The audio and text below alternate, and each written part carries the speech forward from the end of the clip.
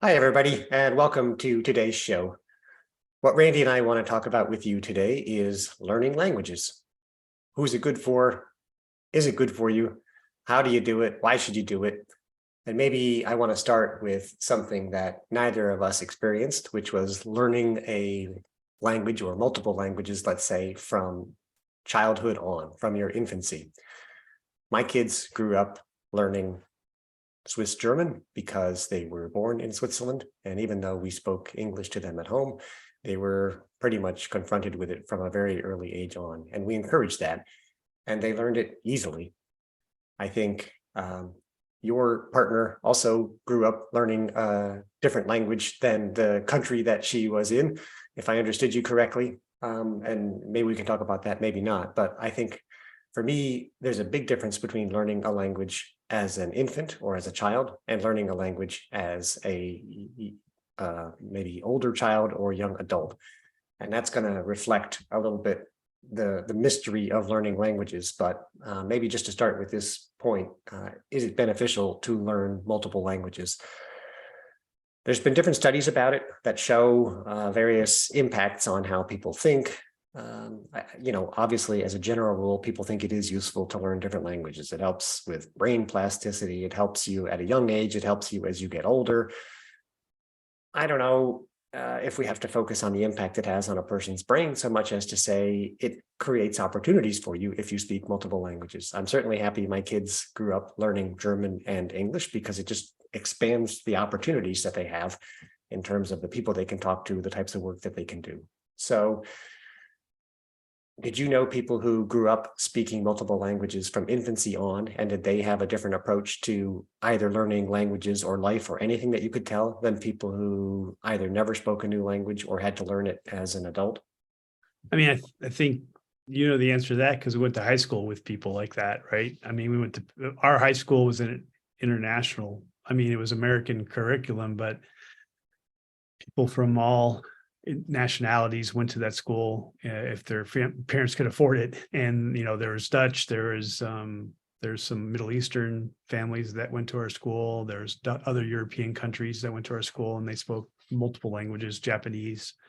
My son, one of my sons, his mother's Peruvian, and she raised him to speak fluent Spanish, which was a funny story. So before I met his mother, I spent 10 years working in South America, learning Spanish, and I got to a relatively fluent level where I could pretty much talk about anything and be understood. And then my son, and then 5 years later, I'm still doing this. So 15 years of language training. And my son's, I don't know, 8 or 9. So like 20 years of language training at this time, right?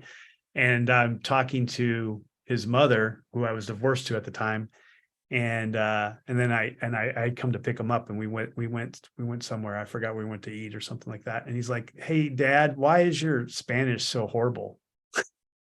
And I said, what do you mean? It's like, yeah, your accent's horrible, your grammar's bad. And I was like, I mean, it's not that bad. You understand what I'm saying, right? He's like, yeah, but it's not very good. And I was like, well, thank you for that criticism. I'll work on it. You little. Well, it highlights, Randy, how hard it is to really get fluent in a language, even if you do everything right and put in all the effort. There's a difference between learning it as a mother tongue and learning it later. And the similar thing happened with me and my wife and our kids who grew up native German speakers, and we weren't. We had to learn it in school and then practice it when we were there. And they just cringe when they hear us speak German because, yeah, we have an accent, we don't get it right, we use the wrong words. You and I were like, oh, well, as long as people understand me, that's good enough, right? Yes, from one perspective in terms of being functional, but in terms of people mistaking you for a native speaker, no, probably not. And, I went through a phase of saying, and I have the same attitude today, but for a different reason. I went through a phase of saying, all right, world, you adjust to us.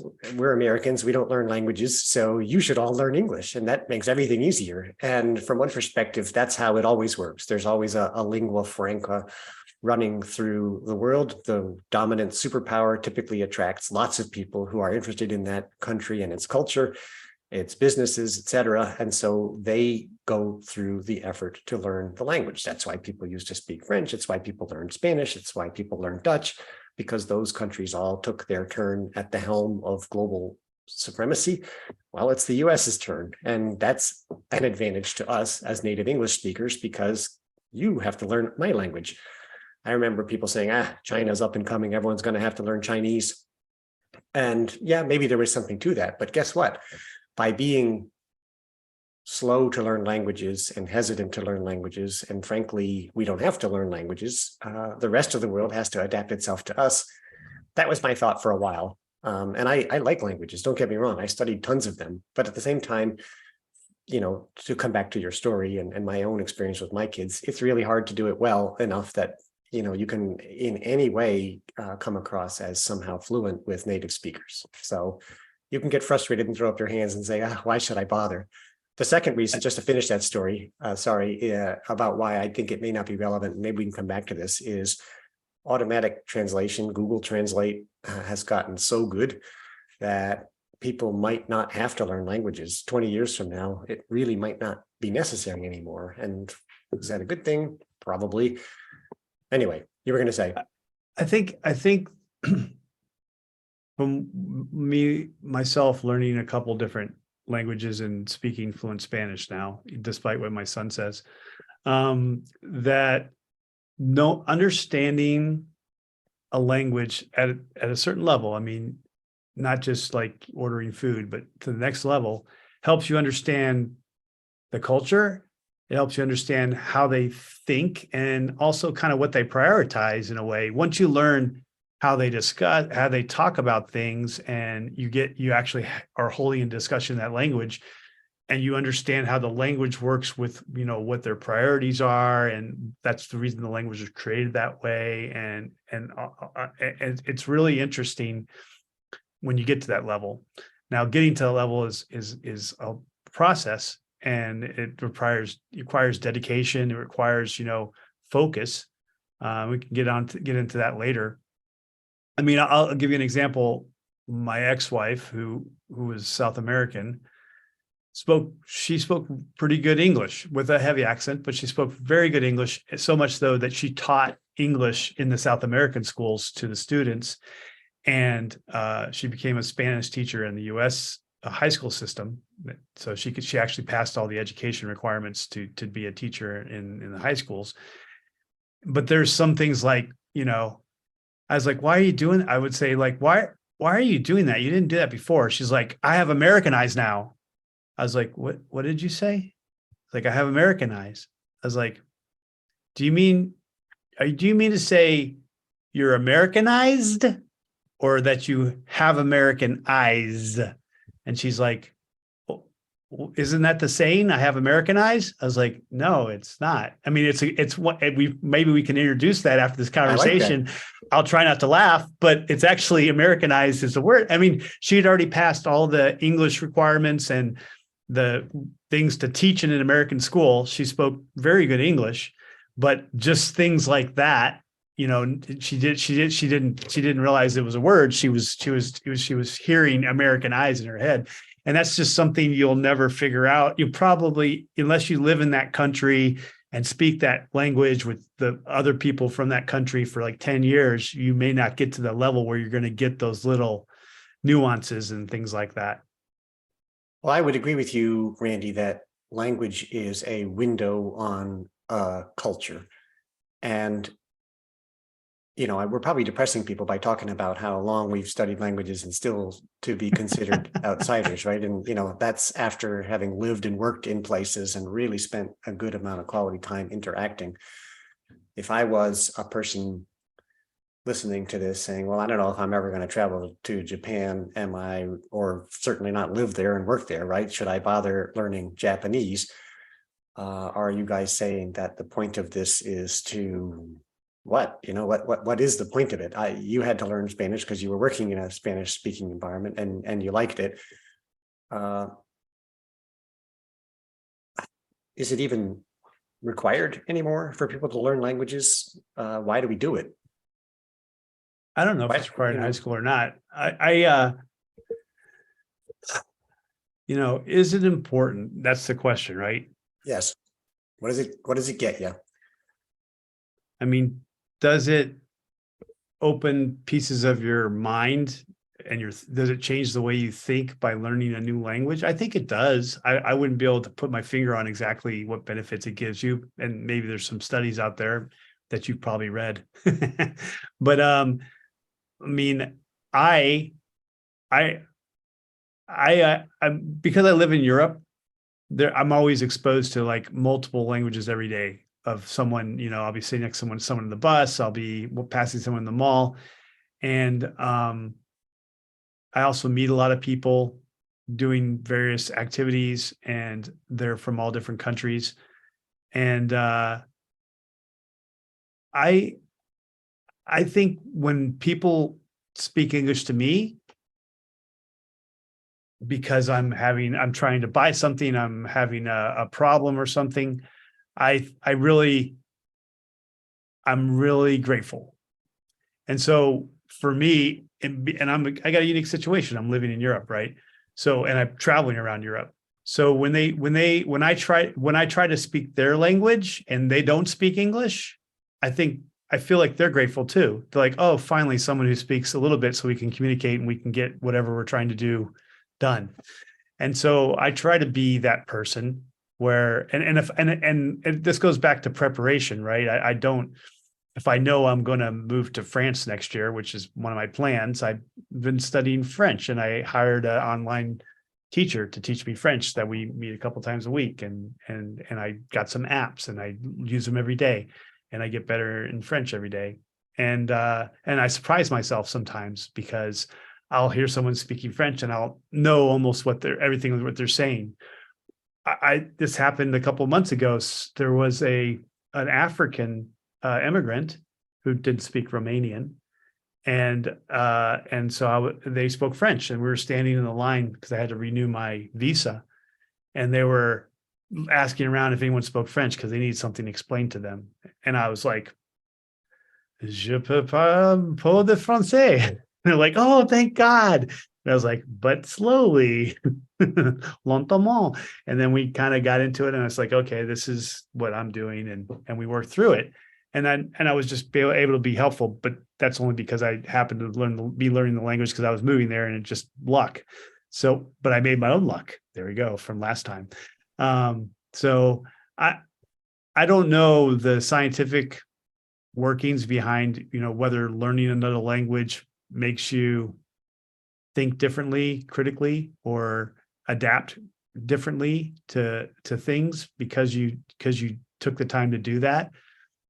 I do know that it's not easy, and I also know that it's not impossible for anyone to do it. And we could talk about techniques later on, but I'd like to hear what you have to say on my rambling.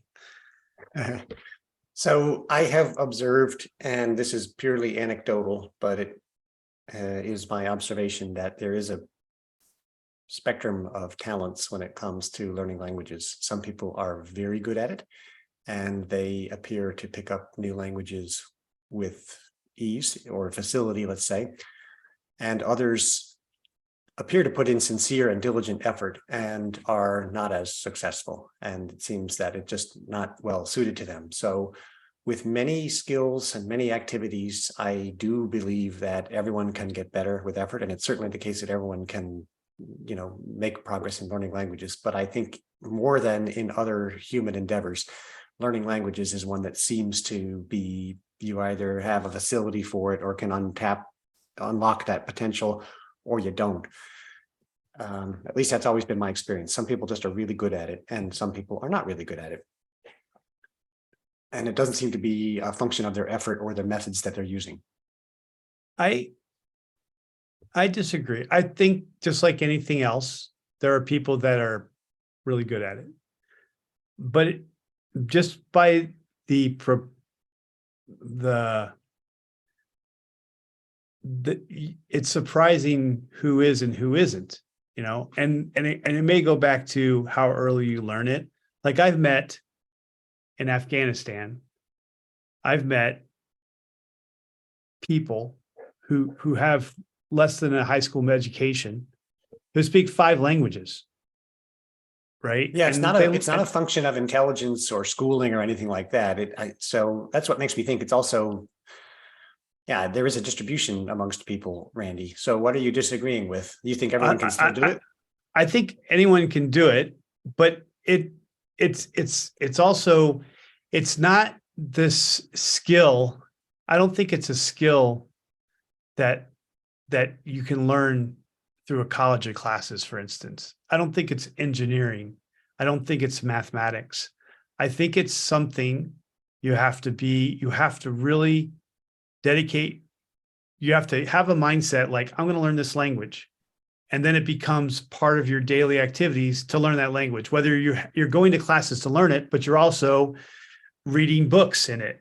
You're choosing not to read a book in English and to suffer through reading a book in a foreign language and trying to figure out what it says to learn it. And you're doing these exercises, whether it's a workbook back in the old days, as you're just reading a book and filling out, conjugating verbs. Nowadays, you got these apps which are super useful, like Duolingo and Babbel and things like that. But it's not good enough to dedicate 1 or 2 hours a day. You have to be like, I'm what's that? Oh, that's a refrigerator. How do I say that in French? I put a thing on it and I look at it every day and I know that's a refrigerator because I got a little tab on it, and that's a wall and that's a door. And once you get above that, then you start thinking of vocabulary words that you want to know. And you make it's a destination. It's a skill. It's a skill. If you want to learn it, if you're not forced to learn it, if you want to learn it, you have to dedicate, you have to change your mindset and say, this is my goal and I'm going to do it. I just don't feel it's like a normal university skill. There's people that have talent. There's people that have talent for it. Don't get me wrong, and they're going to learn. I understand your point of distinction, and I could easily accept the premise that, first of all, this is not an easy undertaking. You're not going to do it overnight. It requires significant effort, and some people are unwilling to, or unable, let's just say unwilling, don't put in the effort that is required.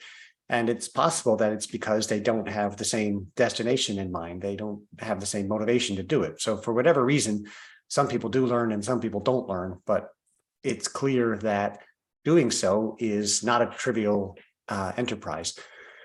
I want to, maybe address just briefly, because and if I'm summarizing what I heard you say before, just those little interactions that you have with people and the luck that you made. There's 2 things in that. You don't have to be planning to go live in a country to see the benefit and to realize the benefit of learning an additional language. Let's say you're in America, you never plan on leaving the United States. Well, you still could probably get a significant amount of benefit from learning Spanish because there's a ton of Spanish speakers here. And you might find yourself in a circumstance where you're able to talk to somebody who is having a hard time communicating. And isn't that a nice thing to do, to make a connection with somebody? The other thing you could view it as is, hey, we all spend an inordinate amount of time pursuing our hobbies, whether it's riding a bike or watching football or going hunting. You could view the acquisition of a language as just a hobby and something that interests you and you find fascinating. It opens up opportunities for you to see new movies that you couldn't watch before, or to read books that you couldn't read before, or to talk to people, indeed, that you couldn't before. I found my job probably as a result of having learned German when there was no obvious benefit for me to doing so. I did it because it was interesting. I have family from Germany, but I didn't speak it growing up.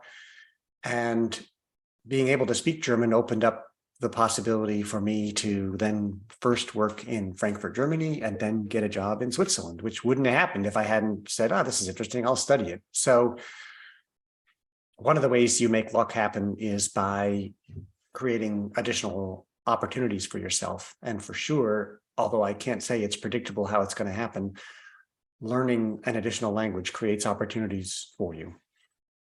Right. And I think there's something to be said about immersion for learning a language. I think, I went to a 4-month, 8-hour a day course that the military sent me to learn Spanish. And That's a big commitment. I scored, and I mean, that was my place of duty. I got paid to be there 8 hours a day. And I had the instructor, and there was 10, 12 students. And some of them had the right attitude. One guy didn't. He was a Texan, and his name was Alex. And when you have a teacher, they're like, Alexandro, and they're like, no, it's Alex. And that was his attitude to the whole thing, right? And I scored the highest I got the honor grad for the course, and I was considered, by the testing standards, I was considered, I could speak reasonably well and definitely get through daily activities. Within 4 months, I was in Colombia in the commando school, and I went to a 4-month commando school where everyone around me, no one spoke any English, because I was with a bunch of enlisted guys. No one spoke any English. And it was, so there's 24 hours, 7 days a week for 4 months. And I would say, like, you're going to have, I've been on some Facebook groups for people moving to Europe from the United States and France specifically, because I plan on moving to France soon. And these people are having a hard time learning English, but are learning French, but are they doing some things, and then they go out and buy some bread at the boulangerie, and then they go to the supermarket, and they like, oh, merci. And then they go home and they talk to their wife and kids, and they're like in English.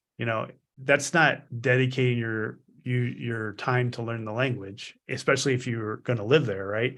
But when I was surrounded 24/7, I didn't have a choice.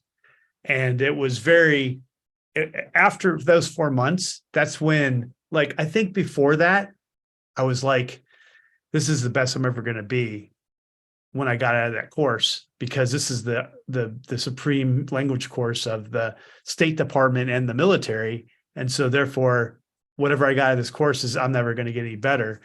And then when I came out, I scored even higher on the test. And I never had a problem communicating with anyone in Spanish ever again, because I was forced during those 4 months to use my limited vocabulary and then gain vocabulary as well, but to talk around items. Like, if I couldn't, like, it changed my mentality. Like, if I don't know the word, I didn't give up.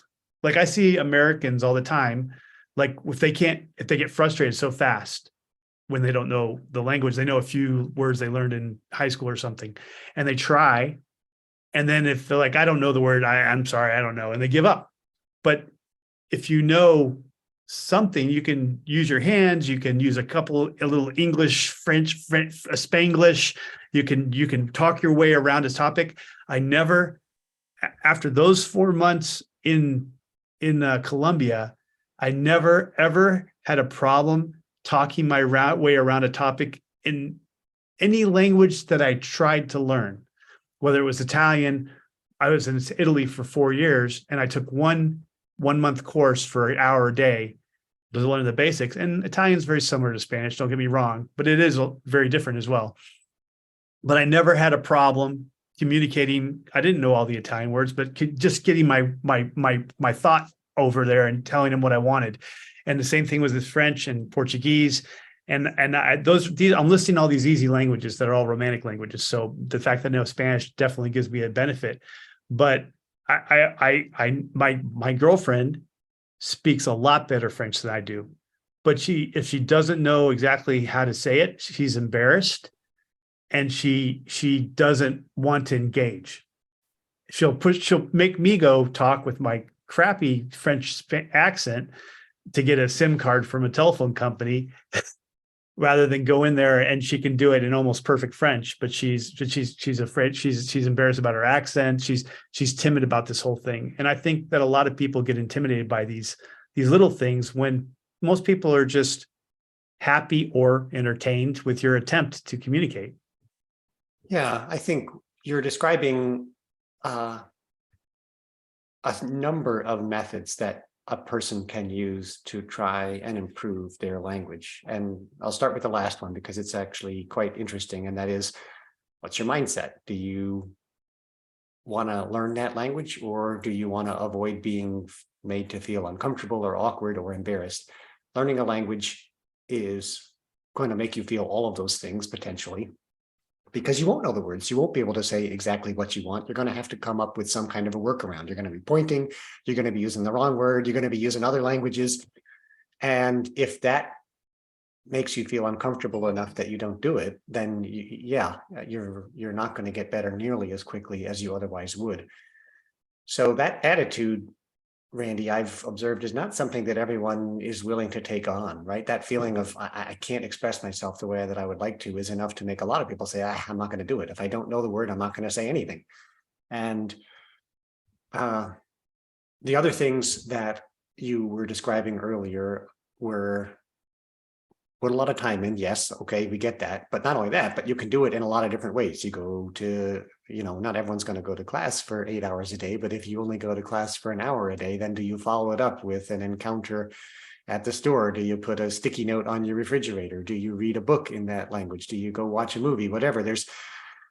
So the sense I'm getting from you is twofold. One, you create an environment in which you are regularly finding yourself interacting with that language. And two, you take advantage of the actual human interactions to try and just use what you've learned and to use other people to help you get better in a way that you won't do just reading a book or going through an online program. Is that an accurate summary of how you've learned how to learn so many languages? Yeah, I think it's focus and intent. Mhm. If you're going to take this as a hobby, and I'm going to do Duolingo for 15 minutes a day, you're not going to be fluent anytime soon, maybe never. Okay. I think Duolingo is a great tool, but it's just one piece of the puzzle. What? I can't believe it. But I've been doing Duolingo in French for 3 years, right? And then all of a sudden I'm talking to this lady in the visa line. so and I'm pulling up vocabulary that I learned on Duolingo. I didn't learn it anywhere else because I never learned about how to visa language terminology and stuff like that. But it's one piece of the puzzle. It's definitely even a piece of the puzzle. Even when I went to those 8 hours a day in Spanish, I was still like, all right, we knew what the lesson the next day was. So I'm doing pre-study for the lesson of the day so I can be more engaging in the conversation the next day. I'm reviewing the new vocabulary words. I mean, I went to classes 8 hours that day, but then I spent another 2 or 3 hours going through my notes, learning new vocabulary, listening to, we had cassette tapes back then. We didn't have the digital stuff, but, listening to a cassette tape for a half an hour in the car, when I'm going to the store, so that it was 12 hours a day for me. Did all my peers do that? I don't think so, because I was the undergrad, and I'm pretty sure that Alex guy didn't. So I can't help but think that this is a significant commitment to expect people to do in addition to everything else that they're doing. And mastery eludes most people, either because of their intent or their amount of time that they're willing to commit to it. Do you remember, was it in the 70s when someone came up with the idea of the global language Esperanto? Probably it comes back earlier. I remember coming across with it, and it was a dismal failure. But the idea was, hey, look, there's a lot of friction that is caused by people speaking so many different languages. We can't pick English, and force everyone to speak it. Although now that I think about it, no. And so the idea was to create a language that would be easy to learn and that, could become a common language. And you and I are both big fans of science fiction, right? And any, star spanning, civilization spanning empire has to have a common language. Wouldn't it be nice if everyone spoke a common language? And I'm not saying get rid of your own, keep the one you grew up with, but wouldn't there be a significant benefit of everyone having to learn a single language to avoid some of the problems you're talking about? Who's going to spend, never mind 8 hours a day plus 3 hours studying, even 15, 20 minutes a day learning another language? To what end? So whether it's learning a language like Esperanto or English, perhaps the rise of the artificial intelligence and the automatic translation really is going to be good for humanity. Yes, you can do everything by hand and write your notes on paper, but if you switch to the electronic notebook, you might save yourself a ton of time in the long run. And maybe learning languages is one of those things that future generations are going to say, my gosh, I can't believe Grandpa Randy went through such crazy efforts. What a waste of time. What would you say to people who are hoping for the dawn of the Babelfish thing that you can put in your ear and have it automatically translate any language? I go back to my original kind of thing I was talking about, which is learning a language gives you insight into the culture and the priorities of that culture. And having a Babel talk in your ear and translating as best it can will not necessarily get into the nuances of American eyes. Yeah, but so they have a culture that venerates fish, or they have 20 words for snow. I'll be the ugly American for a moment and say, well, who the heck cares? Maybe I don't get every nuance of when you clap the maracas this way, it means one thing, and when you clap it the other way, it means another thing. That's okay. You keep your culture. I just want to buy this, bag of popcorn and go along my merry way.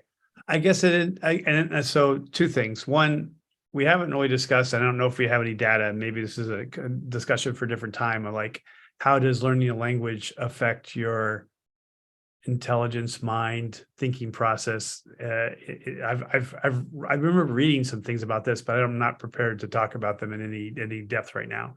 And then the second thing is, it depends on what you want to do. If you want to go on vacation in France and buy some bread in a boulangerie, how are you going to find the boulangerie if you don't know that boulangerie means bakery? Because if you buy the bread in the supermarket, I guarantee it won't be fresh or as good. And Google then Maps. and there you go. And then but the thing is, if that's all you want to do is go there and buy some tourist stuff, and you're going to have a tourist tourist guide, in English telling you everywhere to go. If that's the limits you want to do, then by all means, just don't learn the basics when you go there, and you'll probably have a fantastic time.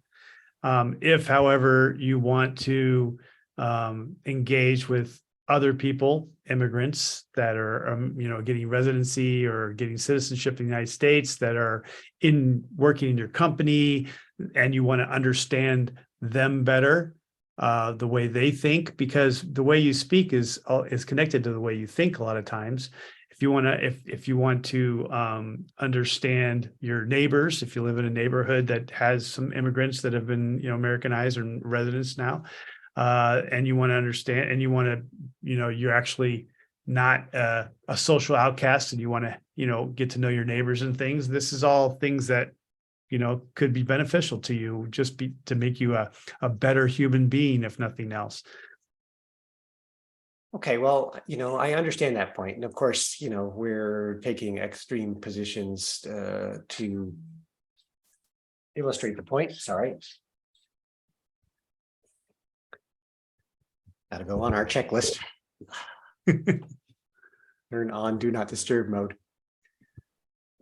It does sound a little bit to me like the person who says, I am going to force you to learn penmanship because having neat handwriting is good for your character. So write this novel, copy it down on paper, and you're going to do it until, you have perfect handwriting. It's like, oh, okay.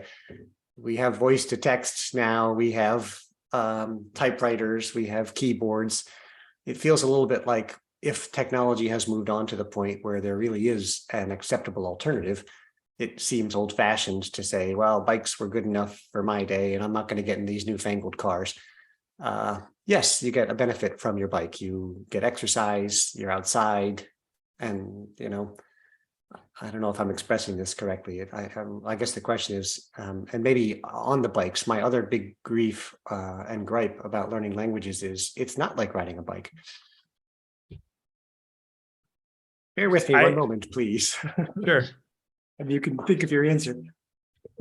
The other thing I always found a little bit disappointing about learning languages is that it's not like riding a bike, at least not for me. And by that, I mean, once I stop doing it, I have a hard time remembering everything I learned. And it feels like after a couple of months, sometimes it's all gone away. Of course, it hasn't. Some of it's still in there, but it doesn't just stay at the same level. It's not as easy as getting back on that bike. Has that been your experience? I Mister, I'm think still that fluent in Spanish.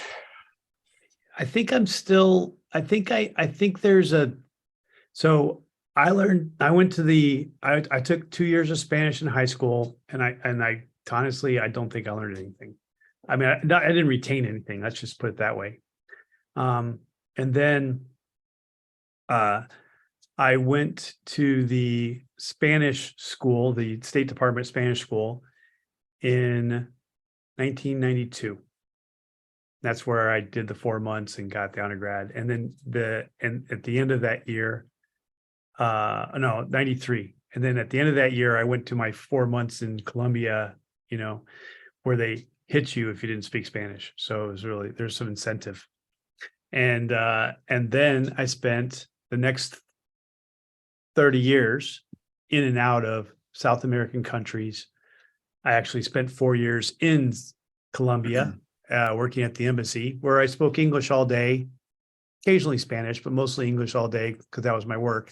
And I had to do my daily activities, go to movies, go to the mall, go shopping, grocery shopping, whatever, in Spanish. And then, but the last 4 years of that, I moved to Italy, and I've been in, living in other European countries, not Spain, for the last 5 years. So for 9 years, I haven't had consistent Spanish. And yet, my son is going to Peru with his mother, who's my ex-wife. And I just had a half-an-hour conversation about how her family is, and her dad's ill, and what's wrong with her. And it was completely in Spanish. And she understood everything I said and understood everything she said. So I think there is a tipping point, for lack of a better word, where, and I think this is true of people, especially people who learn multiple languages in their childhood. They don't seem to ever forget them. But even as an adult, which is when I learned Spanish, there was a tipping point, and I recognize when this tipping point happened. It happened about the 20-year mark. So 20 years of consistently using Spanish, 4 to 6 months a year in South America. And I scored the highest score that I could get on the defense language test one day, which I never thought I would get. In fact, I had a conversation with my boss. He's like, "Why are you studying Portuguese when according to the testing level, you're not completely fluent in Spanish yet. You're like one level below. Don't you want to reach that next level?" I was like, and my explanation was, I feel like to get from the lowest level to where I am now took me, 8 years, but I feel this to here is going to take me 10 more years. And I don't think any amount of self-study is going to do that. So I'd rather, and then also money wise, I was getting paid $400 a month for Spanish already. And if I got to the next level, I get an extra $100 a month. But if I got to Portuguese at the same level I got to Spanish or less, I get another $400. So financially, it didn't make sense to me to learn that extra bit of Spanish, where basically it allows me to talk to the president of Colombia, who I'll never talk to, but I can talk to every soldier I've ever met and get any civilian from this amount. So why am I going there? I'm not going to be a diplomat. So do I need to get to that extra level of fluency? And that's the way I looked at the time. But I still was exposed to speaking Spanish and giving classes in Spanish and things for the next 10 years. And then one day I walked in the test and I understood everything. It was like the year before, I was like, oh, I don't know if I got this question. I don't know what he was saying in this. And so the defense language test is a multiple choice test, and they have they speak to you, and then they ask you questions in English about what you heard. You have to answer them. And then they have some writing, and then they ask you questions in English and you have to answer them. And it's multiple choice, which sounds easy, but it's extremely hard because the questions are like the multiple choice question. I remember this one question. I don't know what the verbiage was, but it's like, does the speaker sound indifferent, ambivalent?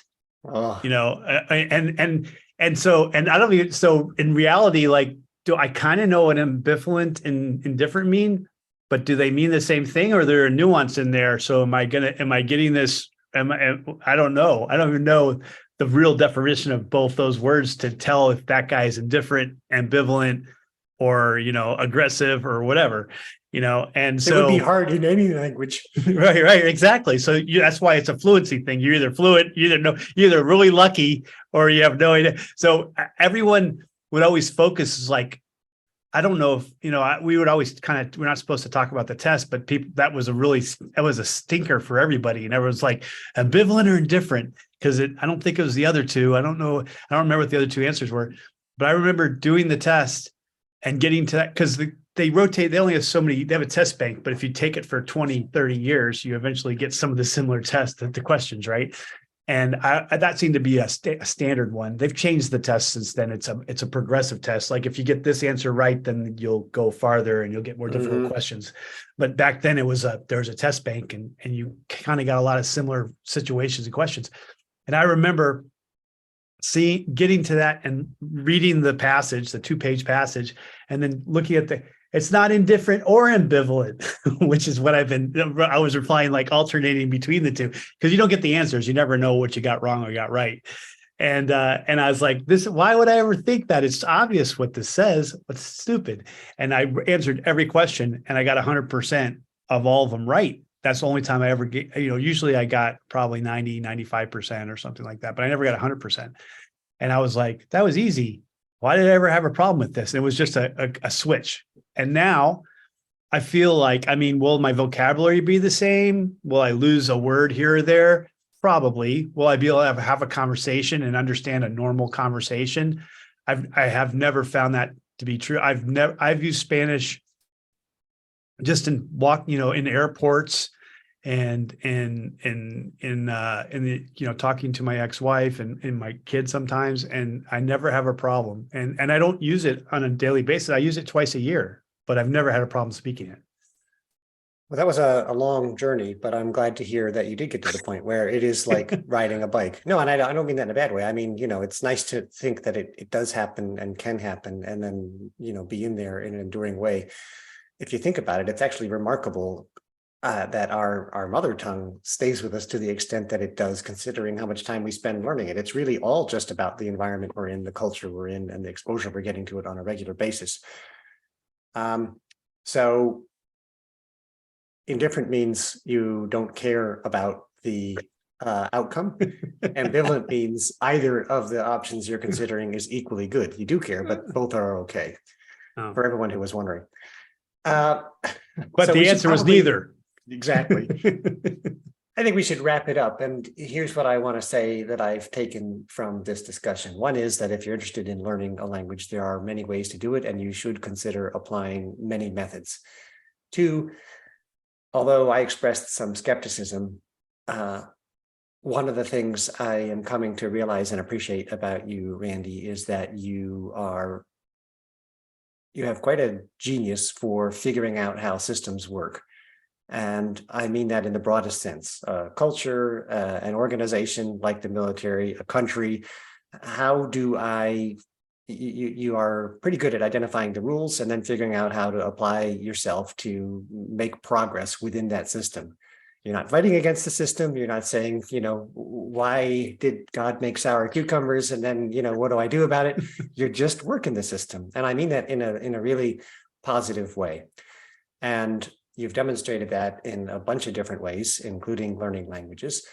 And my takeaway is, if you have seen not just that it's possible to learn languages, but that it's brought you many benefits on a personal and a professional level, then at least it gives me pause to say, well, maybe there's something to be said for keeping an open mind towards learning languages and continuing to learn languages. So you've re-encouraged me and re-inspired me to keep an open mind about it, and to see that it might not just be not only not impossible, but there's also some benefits to doing so. So thanks for that. I would add the best way, and I think this is maybe obvious, but the best way is immersion. And the military and the State Department realize this. The military has, once you get to a certain level, they're like, we're going to send you to Spain for 3 months. You're going to live with a Spanish family, and you're going to have organized structural classes for 2 to 3 hours a day. And you're going to be living in this house. They're not going to speak English to you, and you're going to have to use it every day for daily things. And that seems to be the format for people when they get to a certain level. And I would also say there's a school that we used to send students to learn as a Green Beret. We used to send them to learn Arabic and other languages called Middlebury. And Middlebury has a very renowned, it's in, what the hell is it in? What state is it in? I don't know. It's in the East somewhere. And they, what's the state that starts with a D? Small one. Delaware. That one, yeah. Delaware.